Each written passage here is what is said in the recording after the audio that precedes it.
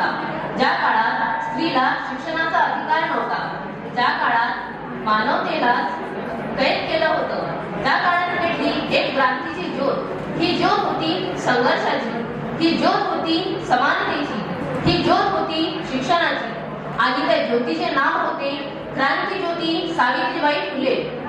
आणि त्यांना खंबीरपणे साथ देणारे महान समाजसुधारक महात्मा ज्योतिबा फुले। आज आपण त्यांच्या त्याग, संघर्ष आणि कार्याची प्रेरणादायी गाथा पाहणार आहोत, जिचे नाव आहे क्रांतीज्योती, क्रांतीज्योती।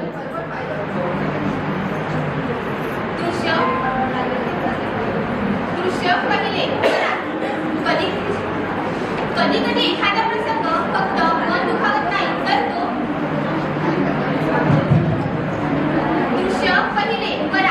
कधी कधी एखादा अपमान फक्त मन दुखावत नाही, तर तो इतिहास घडवण्याची खिंडी पेटवत असतो। असाच एक प्रसंग एका तरुणाच्या आयुष्यात आला, ज्याने समाज बदलवण्याचा, समाज प्रवर्तक असा प्रयत्न केला।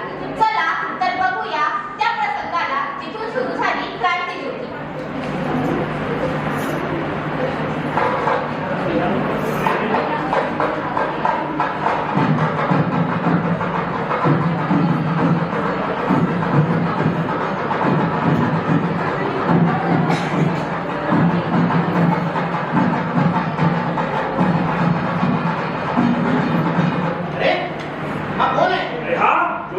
ज्योतिबा गोविंदराव फुले।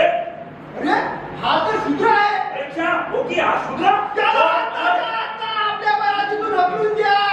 अरे पण माझा गुन्हा काय? तू शूद्र आहे। मी शूद्र आहे हा का माझा गुन्हा झाला? हे आम्हाला माहित नाही। हा माझा अपमान आहे। हा समाजाचा नियम आहे।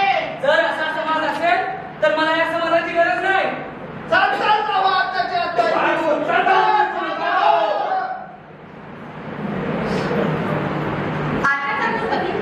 ज्योतिरावांचा मराठीमध्ये कसा अपमान झाला, आता आपण बघूया त्याचे दुसरे अपमानानंतरचा प्रसंग।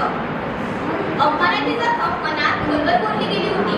डोळ्यात अश्रू नव्हते, पण मनात संतपाचा ज्वालामुखी धगधगत होता। आणि ज्योतिरावांनी त्याच क्षणी ठरवलं, आता हा अपमान सहन करायचा नाही, तर या अपमान करणाऱ्या समाज व्यवस्थेविरुद्धच लढायचं। चला तर पाहूया हा क्रांतिकारक बदल।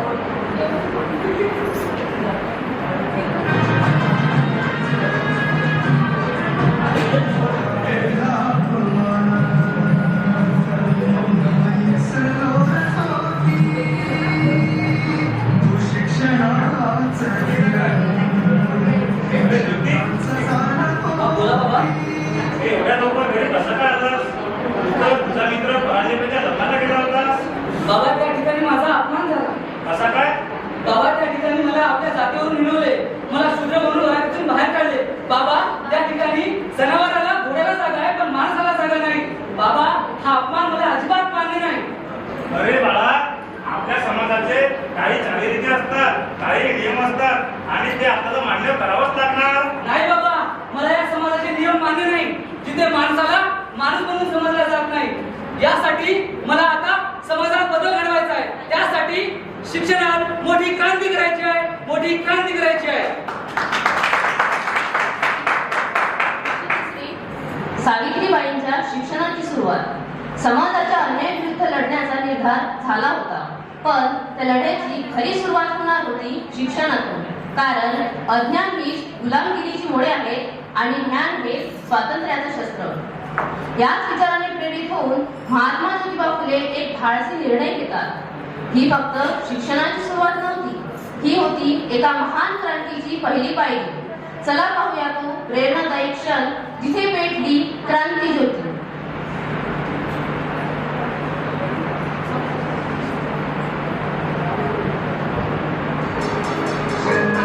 सावित्री, ए सावित्री।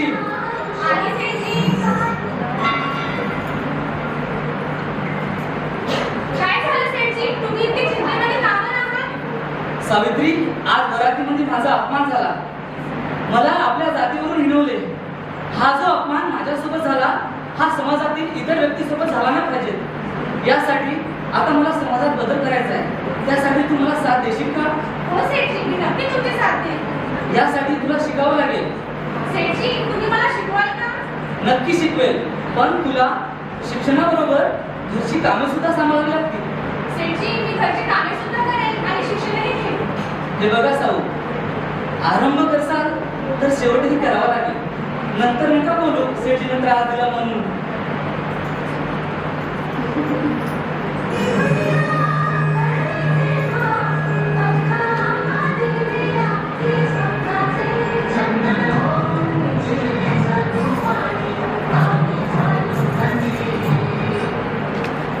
सावित्री, आता माझ्या मागे तुम्ही शिकाल.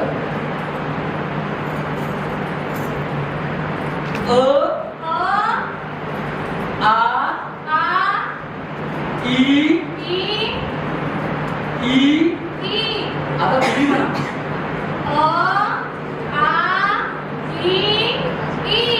अरे वा, तुम्ही तर लवकर शिकलात. धन्यवाद सेठजी. दृश्य चौथे. भिडेवाडा येथे शाळा सुरू. ज्ञानाची ज्योत आत प्रज्वलित झाली होती, पण ती फक्त घरापुरती मर्यादित राहणार नव्हती. पुण्यातील भिडेवाडा येथे उघडते भारतातील पहिली मुलींची शाळा. चला पाहूया तो ऐतिहासिक क्षण जिथे उजळली क्रांती ज्योती.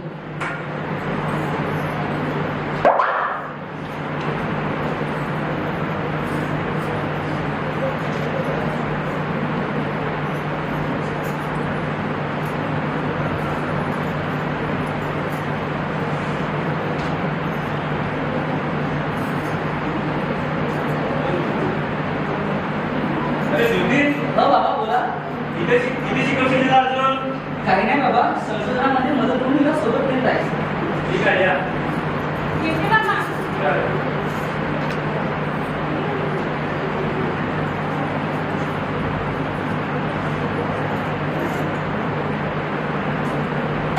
तुम्ही फक्त एकट्याच आलात? हो काय? आणखी तुमच्यासोबत कोणी आलं नाही? हो काय, त्यांना यायचं होतं मग त्यांच्या घरच्यांनी त्यांना पाठवलं. अरे हे फक्त एवढेच? हे कसं शक्य झालं माझं मलाच माहिती. श्री गणेशा करायला इतके पुरेसे आहे. याबद्दल बाहेर कोणाला काही माहिती पडू देऊ नका ज्योती. अहो, तुम्ही ब्राह्मण असून आमची इतकी मदत करत आहात. ज्योती, आपल्या मैत्रीमध्ये कधीही जातपात येणार नाही. आणि तुम्हाला कुठल्याही प्रकारची मदत लागली तर मला सदैव सांगा. धन्यवाद गुरुजी. शिकवा. मुलींनो, आजपासून खऱ्या अर्थाने आपल्या शिक्षणाला सुरुवात होणार आहे. आज आपण सुरुवातीला अक्षर ओळख शिकूया. तुम्ही माझ्या मागे मागे म्हणा.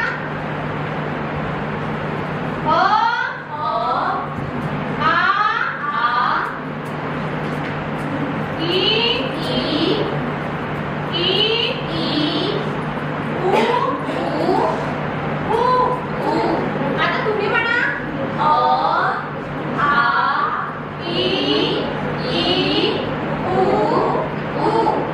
अरे वा, आता तुम्ही याचा घरी सराव करा आणि उद्या आल्यावर आपण परत इथून सुरुवात करूया. ठीक आहे? या तुम्ही आता. येतो बाई.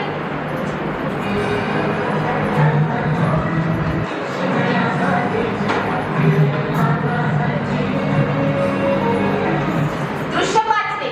गोविंदरावांचा राग आणि ज्योतिरावांचा निर्धार. आताच आपण बघितलं की पुणे वाड्यात महिलांची पहिली शाळा सुरू झाली. पण ज्या प्रकारे ही शाळा सुरू झाली त्याचप्रमाणे ज्ञानाची जी ज्योत पेटली ती निरंतर राहावी असा प्रयत्न ज्योती आणि सावंतने केला. पण त्यांच्या प्रयत्नांना विरोधही तितक्याच प्रभावीपणे झाला आणि या विरोधाची झळ त्यांच्या घरापर्यंत देखील पोहोचली. या जुन्या आणि नव्या विचारांच्या संघर्षातूनच निर्माण झाली नवीन समाजाची पायाभरणी. चला तर पाहूया हा भावनिक आणि तितकाच निर्णायक असा प्रसंग.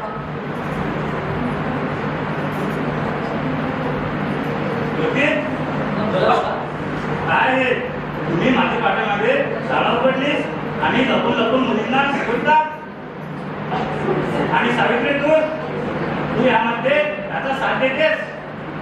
क्षमा करा बाबा, परंतु स्त्रियांचं शिक्षण अत्यंत महत्वाचं आहे. कारण एक शिक्षित आईच आपल्या मुलांना चांगले संस्कार देऊ शकते. अरे स्त्रियांचा धर्म असतो वंश वाढवणे आणि ते तर यांना अजूनपर्यंत जमलं नाही.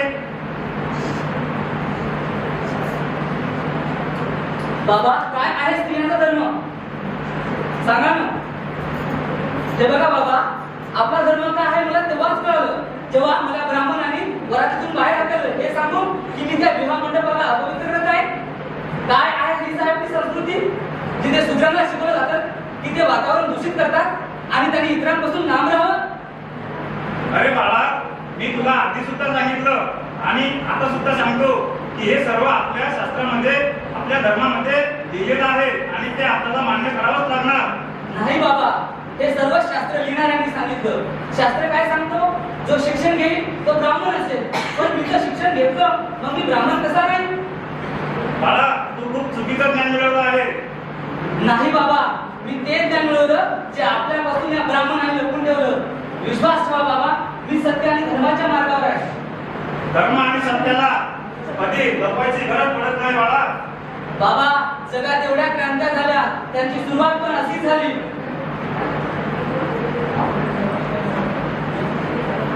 दृश्य 6 रामोशी कटू हल्ला. समाज बदलण्याचा प्रयत्न जेवढा मोठा असतो तेवढाच त्याला विरोध करणारेही प्रचंड असतात आणि यातूनच घडून आला रामोशी कटू हल्ला. हा हल्ला जरी सावित्रीबाई आणि ज्योतिरावांच्या शरीरावर झाला असेल तरी पण हा हल्ला त्यांच्या मनावर आणि त्यांच्या विचारांवर झालेला नव्हता. कारण त्यांचा निर्धार तेवढाच दृढ होता की स्त्री शिक्षणाची ज्योत ही कायम तेवढच ठेवली पाहिजे. चला तर बघूया हा थरारक प्रसंग.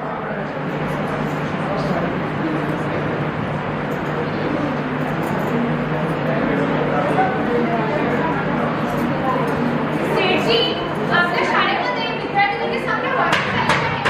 त्यांच्यासाठी आपल्याला काहीतरी करावं लागेल.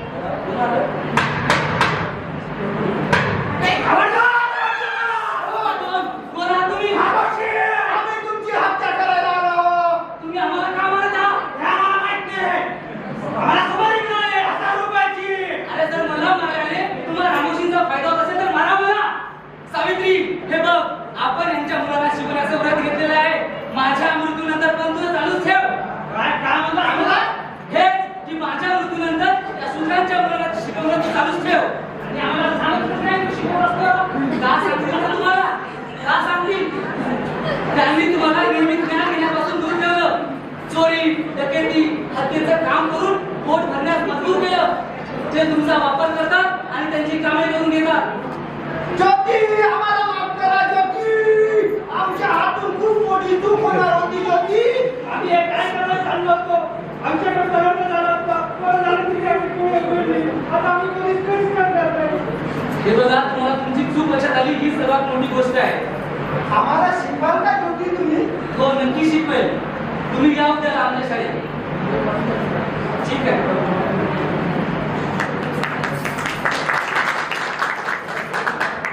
दृश्य 7 ज्योतिबा सावित्री घर सोडून निघून जातात.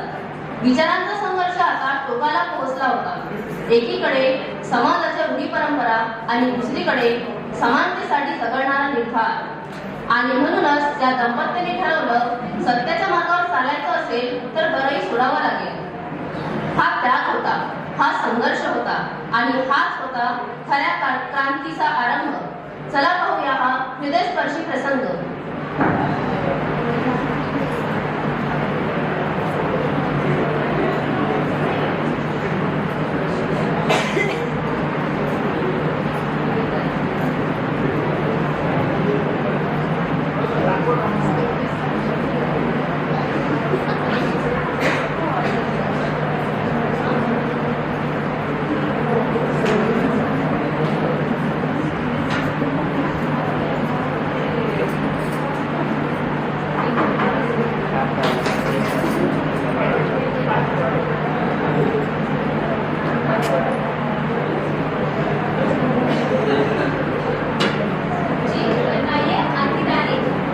ज्योतिबा गोविंदराव फुले या माझ्या पत्नी सावित्री.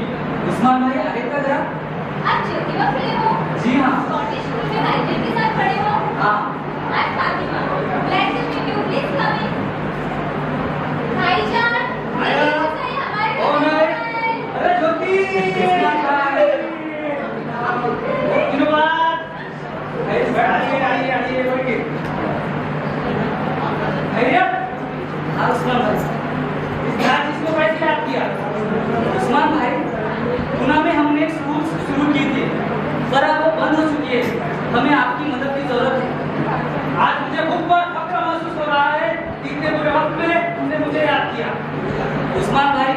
आप दोनों भाई बहन का एजुकेटेड होना यही काबिलियत मुझे यहाँ खींच रही है।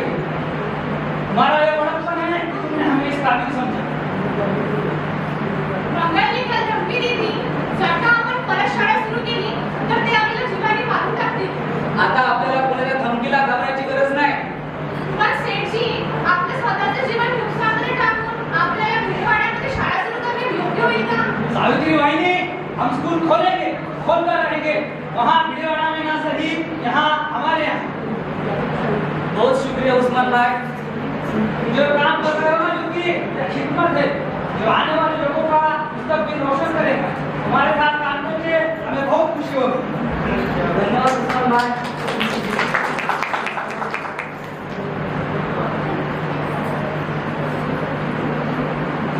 दृश्य 8 चिखलपेठ. ज्ञानाचा प्रकाश पसरू लागला होता, पण अज्ञानाच्या अंधकाराला तो सहन होत नव्हता आणि यातूनच घडून आला चिखलपेठीचा प्रसंग. हा चिखल सावित्रीबाई आणि फातिमा शेख यांच्या या चिखलाने सावित्रीबाई आणि फातिमा शेख यांच्या कपड्यांना अडकलं असेल, पण त्यांच्या विचारांना नाही. कारण त्यांना माहिती होतं हा संघर्ष फक्त आपल्यापुरता मर्यादित नसून संपूर्ण समाजाच्या उज्ज्वल भविष्यासाठी महत्त्वाचा आहे. चला तर बघूया हा संघर्षमय प्रसंग.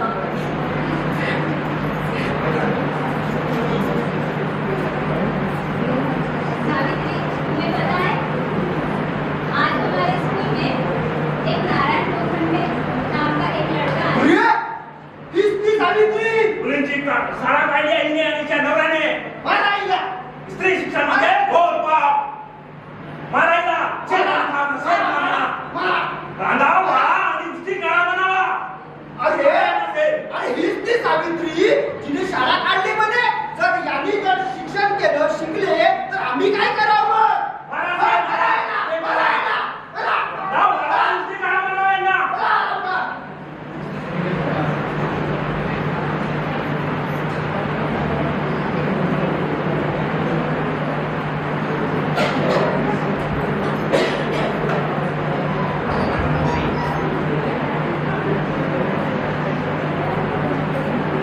साऊ, आज सुद्धा आमच्यामुळे तुम्हाला किती अवहेलना सहन करावी लागत आहे.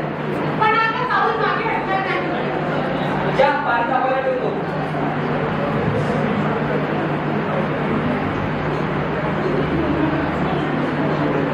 अहो, हे काय करता?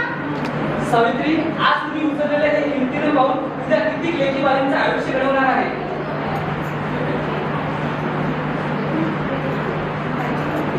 साऊ, ज्या हातांनी मला इथं पाठबळ दिलं त्यांचा अपमान का बरं होऊ देऊ?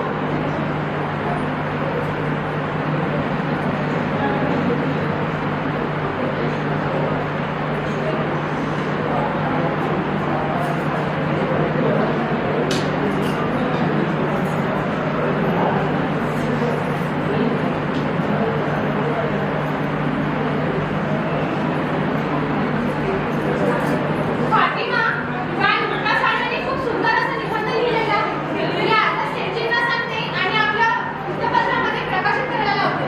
खूप छान आहे. बेटा मुक्ता, काल मी भाषण लिहिलं ना, त्या चळवळीला वाचून दाखवलं ना. मुक्ता, सर्वांच्या समोर भाषण वाचून दाखवलं त्याचं? होय. जर वेद फक्त ब्राह्मणांसाठीच आहे तर वेदाप्रमाणे वर्तन करणे. अरे आवाज आपलं झालं म्हणजे जर वेद ब्राह्मणांसाठीच आहे तर वेदाप्रमाणे वर्तन करणं हा ब्राह्मणांचा धर्म आहे. जर आम्हाला धर्मासंबंधित कोणतं पुस्तक पाहण्याची मोकळीक नसेल तर आम्ही धर्मरहितच आहोत असे दिसते की नाही खरे? तर हे भगवान, दुष्कळून आलेला धर्म नेमका कोणता हे आम्हाच नाही कळू, म्हणजे त्याचा अनुभव आम्ही सुद्धा घेऊ. खूप छान मुक्ता. या तुम्ही आता हो बाई.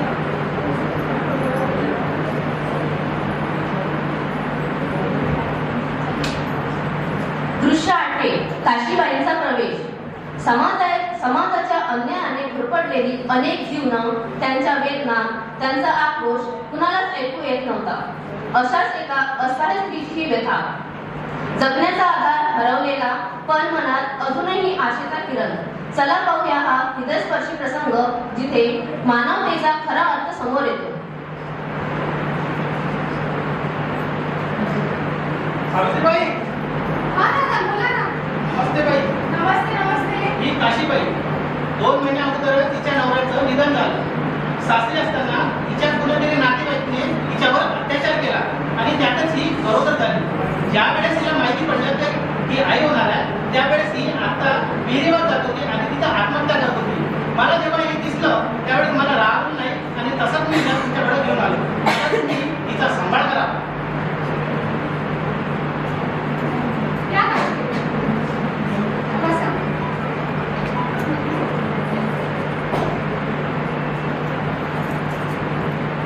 काशीबाई मी सावित्री. जे झालं ते खूप वाईट झालं पण यामध्ये या नवजात बाळाची काय चूक आहे ज्याचे जीवन तुझ्यासोबत जुळलेले आहे. आजपासनं तू आमची जबाबदारी आहेस. तू आजपासनं आमच्या घरी चल आणि तुझी जबाबदारी आम्ही घेऊ. तुझं शिक्षण तुझं पालन पोषण आम्ही करू. चल.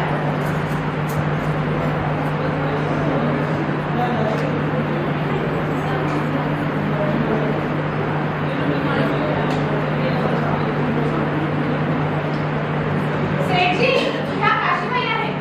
मला फिरोज दादांनी ओळख करून दिली.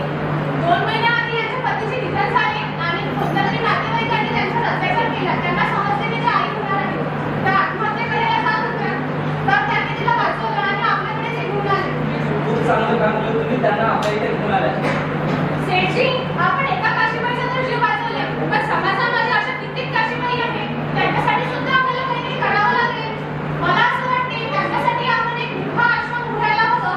सोबतच त्यांच्या प्रसूतीची सोय सुद्धा करायला हवी आणि सोबत त्यांना शिक्षणही द्यायला हवे. तुम्हाला काय वाटतं? सावित्री तुमच्या या विचाराला मी सहमत आहे. आपण लवकरच विवाह आश्रम उघडू का?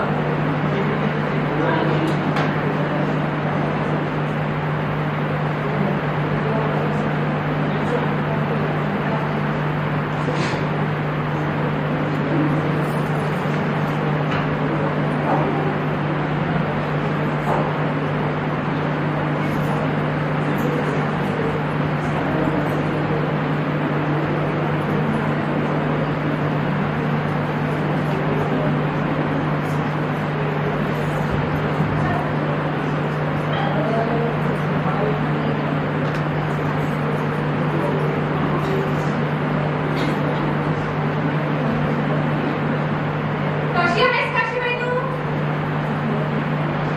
काशीबाई, कशी आहेस तू? मी बरी आहे सावित्रीबाई. आम्ही तुझी परवानगी घ्यायला आलो आहे. कशाबद्दल?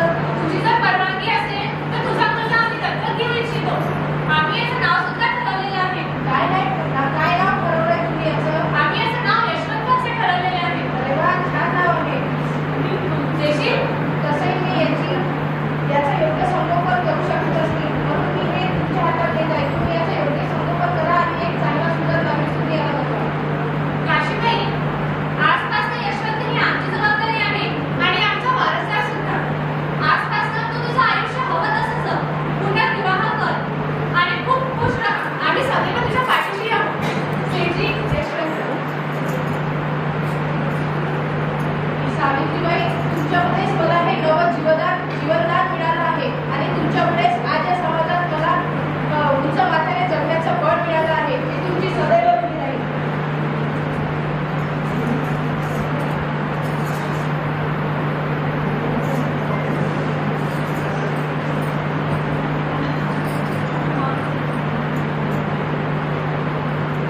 हा आमचा मुलगा यशवंत.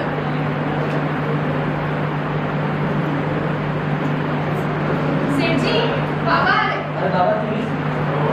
कसं आहे मला ठीक आहे बाबा. सावित्री तू मी सुद्धा ठीक आहे काका. बाळ आमचा मुलगा आहे आणि आपला वारसदार सुद्धा. युती तू जे समाजासाठी करत आहे ते खूप चांगलं आहे. ते बघून मला खूप आनंद झाला. आजकालच्या काळामध्ये स्वतःसाठी स्वतःच्या गरजेचं कोणी मदत करत नाही आणि तू तर समाजासाठी खूप काही करत आहे. तर मी तुझा हक्क कसा काय हिरावून देऊ शकतो? तर मी तुझ्या नावावरचा प्रॉपर्टी तुला देत आहे.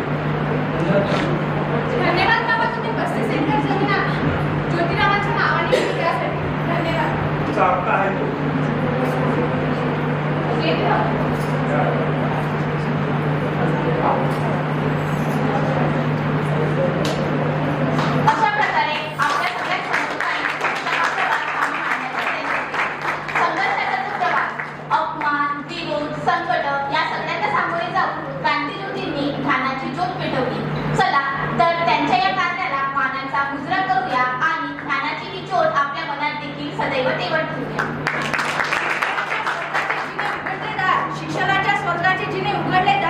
तीच सावित्री आज या जगाची शिलेदार, तीच सावित्री आज या जगाची शिलेदार.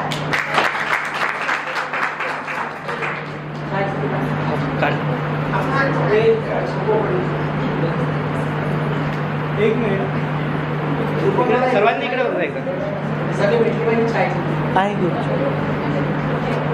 त्यातले बरोबर प्रसंगाचं पण नाटकाचं करून आहे